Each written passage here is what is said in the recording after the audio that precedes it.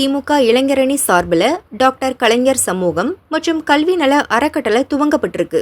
பட்டானூர் தனியார் விடுதியில் நடந்த விழாவில் திமுக பேச்சாளர் நாஞ்சில் சம்பத் சிறப்பு விருந்தினராக கலந்துகிட்டாரு. மேடையில பேசின நாஞ்சில் சம்பத் பெண்களை வீட்டுல வளர்க்குற நாய்களோட ஒப்பிட்டு பேசினது கடும் சர்ச்சையை ஏற்படுத்தி இருக்கு. மனைவியினுடைய ஒத்துழைப்பு வேணும் சர்வீஸ் பண்றதுக்கு, எல்லா இடத்துலயும் கிடைக்காது. அதனால்தான் சில வீடுகளில் நாய்கள் ஜாக்கிரதைன்னு போட்டிருப்பான்.